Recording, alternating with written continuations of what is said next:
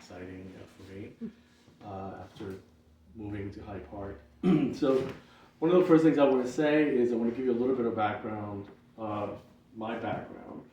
I was born in Cuba, and in 1970 my family came to the United States, and we moved to Hoboken, New Jersey, and that's where I spent my childhood, and I went to school in New Jersey as well. So when I graduated high school, I went to college and I studied architecture. So I have a bachelor's degree in architecture from New Jersey Institute of Technology. And later on, I got a master's degree in art education from City College. But in between that, I studied, during my high school years, I did like a 5-year apprenticeship with a Cuban artist, Dalia Condis. And with her, I learned a very classical way of painting in terms of oil paint and pastels and watercolors and a lot of charcoal and so forth. Later on, I started doing a lot of portraits. I think you've seen some of the portraits here, and I was selling a lot of the portraits. And eventually, I started doing a little bit more abstract work. Also, while I was in college and a little bit after that, I did take a lot of classes at Cooper Union and the Art Students League, and even Rutgers University, which is right across the street from where I was studying, having my bachelor's degree. So, just a little bit of background about the paintings. This is more of a tribute to my mom, my heritage, and my culture. My mom had these homemade altars, and she was very much into spiritualism, and I was very amazed by it. Always sort of making a little bit of fun about it, but eventually it was a little bit ingrained into me, and a little bit of respect for it. So her belief was grounded in the Afro-Cuban religion of Santeria as well as Catholicism. So what I'm trying to do with some of these paintings is portray my feelings about that subject, not necessarily be specifically very authentic about it because I don't know enough about it, but it's sort of like my feelings of how I grew up and how I did that, and create this convergence, and I'll tell a little bit more about the Catholic religion and the Afro-Cuban religion and how they kind of mix together. That's why I decided to call this convergence. The circular paintings, which I call it now, it's a combination of African symbolic imagery, Catholic iconography, and earthly forms to create a language of transformation and transcendence. Wanted to do the paintings that symbolized three things: the material, the physical, earthly forms, the spiritual, depicted in the halos, the Catholic halos, and the natural or African symbolism. So in terms of the earthly forms, which are those pieces, like there's neither really very abstract or realistic, but they twist and turn within a radiant center on the canvas, and they evoke bodies in motion, bending, folding, and merging into one another, suggesting flesh, weight, and gravity. The way that I did them is that the shapes actually are attributed to different types of saints, and what the saints are referred to in terms of what they the importance of them. So, for example, the blue painting attributed to Yemaya, which is the saint that focuses on ocean and motherhood. And that became the catalyst for the very soft circular forms, contrary to the red painting, which symbolizes Shango, and that's the god of thunder, fire, and power. So those shapes are sharper and much more powerful in terms of their connection. The yellow painting represents Oshun, the god of rivers, sweetness, sensuality, and the white one depicts Obatala, such as purity and wisdom. The halo, which is incorporated in that, and that's the thing I wanted to put together. I scratched it out instead of painting it. I just want to also point out that all the paintings are done with acrylic on a panel.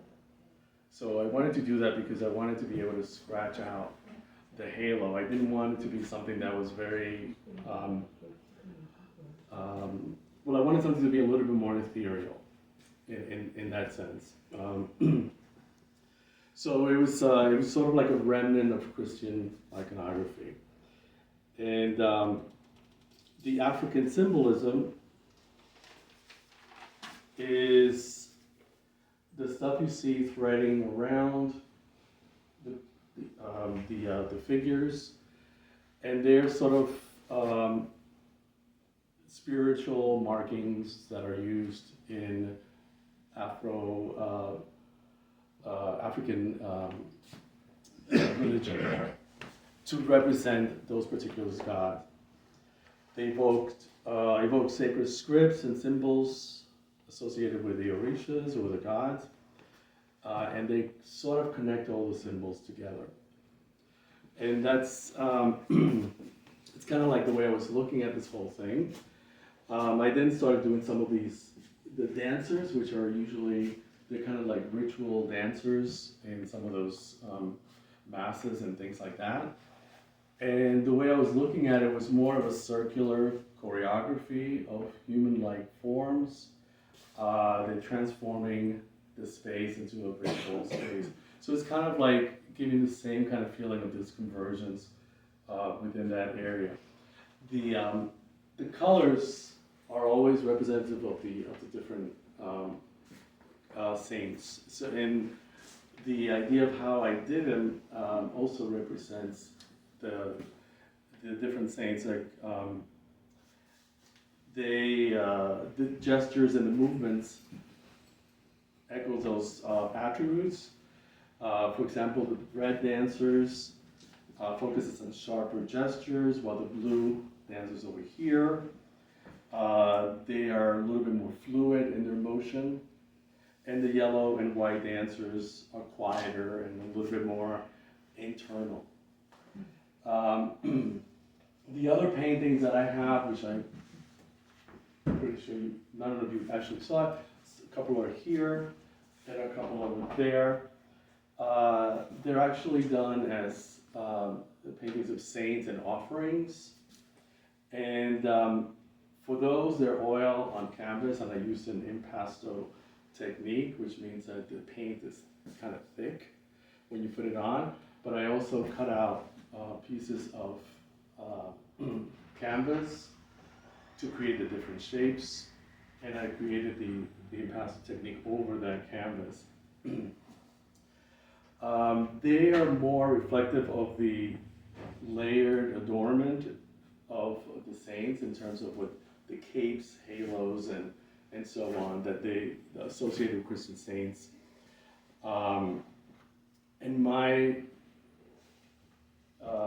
interest in them was how to create the painting without being very literal in terms of doing like a still life of a piece, but creating more of a feeling of the stuff that is encircled them and their embellishments.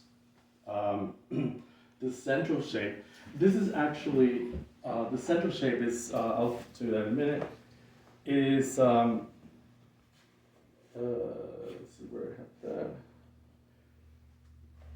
Well, the central shape is sort of like a spiritual representation of the actual saint itself. It doesn't, so I didn't want to make it a real representation of the saint there, I just wanted to create a spiritual representation of it. What I did was, these small paintings here, I did them as studies at some point, and I really liked them because they were very small and intricate. But then I decided to make kind of one of those in a larger section to see what the idea was going to look like. So that's what I ended up doing. And that's sort of my little explanation for this. I hope it sort of made sense. And if you have any questions, let me know. I'd love to talk to you guys individually if you have more questions, or right now, that would be fine.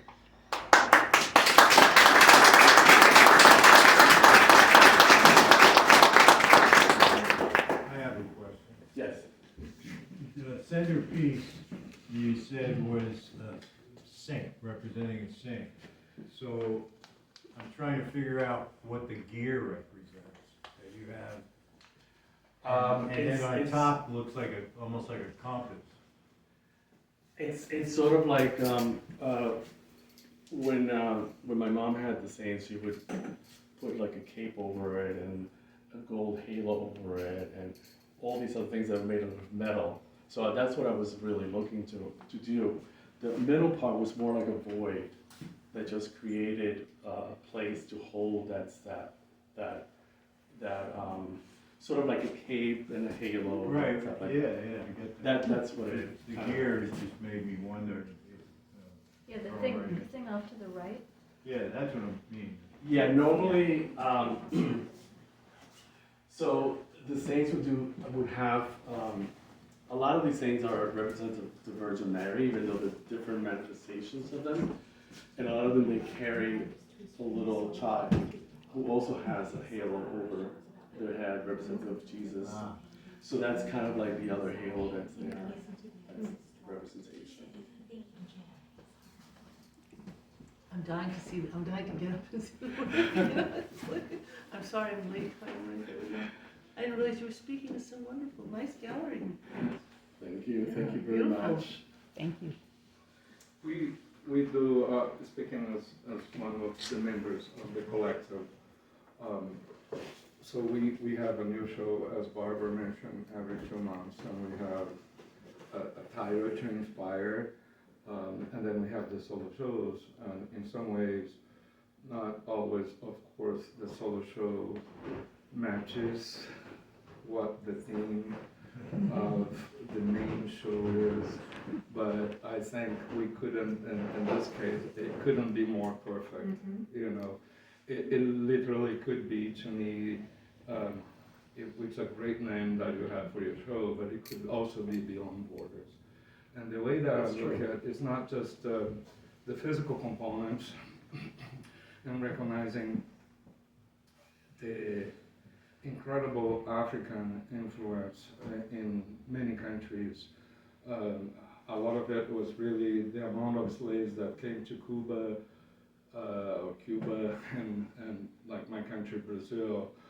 So there is the physical border, but in this case it's much deeper than this, at least that's how I see it.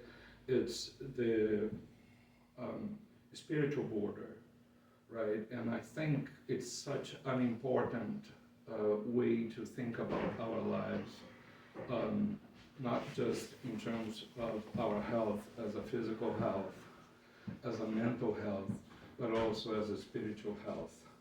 We are not only interconnected in terms of humanity with,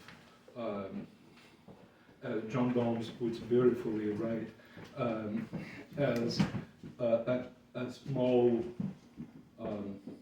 tiny piece of sand in terms of this universe, but also when we look at it spiritually and we allow ourselves to really understand our ancestry and understand purpose in relation to what evolution and the connection of that purpose with that evolution should be. Understanding why we have certain intuitions, understanding who protects us and who pushes us forward. All this is really incredible. And in terms of your artwork, Ernesto, I'm really grateful because I'm gonna say that in many ways, this is for us, artists, also a master class in terms of thinking, in terms of planning, in terms of editing, in terms of more is not always better, in terms of understanding the importance of colors and textures and all those things that you have put together in a way that I think we're all really here appreciative, inspired, and ultimately just grateful to be part of this moment and part of your life, part of your show. Now comes the question.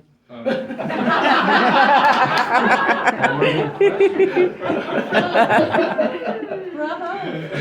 So the question is, what, when you felt, okay, now I have the show, what was the feeling in relation to, like, if I read the statement, right, what you're going for? How were you feeling after all of it and you're ready? Can you share a little bit of that? Yeah, it was tough because I have this idea of what I wanted to do. The first one I did was the blue one. And that took a lot longer because I kept thinking about how I wanted it to look and how I wanted things to connect with each other. And it was, the feeling was, I wanted to kind of give a voice to how I saw this as a young person with my mom. I was telling you before, I never really sort of like, I was like, sort of make fun of stuff, and stuff like that, but it still was something that I really wanted to do. So it's kind of a memory of her in some way and my childhood coming all together. So it was powerful feeling, but it was something that I've been thinking about for many, many years, and now I've had the time to actually get done, which is really happy about that. But thank you for your lovely words before. That was very nice. Yeah, bravo. I know she's very proud. Yes. And Mother's Day weekend. How comforting. Yes, How right. comforting. And you have these write-ups up there if anybody would Yeah, like anybody to wants to look read through more a about it, little more. that he has on the front, on the table. Okay, well, thank you. Thank you. On that big painting on the right, looks like a wheel. Is that a symbol or something? Yeah, they're mostly symbols of halos. That's also a Yeah. halo. Okay, because the one above it is a Same halo. thing, yeah. The same thing, okay. And that's done a subtrue too. Like 3 different pieces. That's lovely. Thank you. All right. I want to see the, do you mind if I don't want to walk in front of your phone, Okay. Yeah, no, go ahead.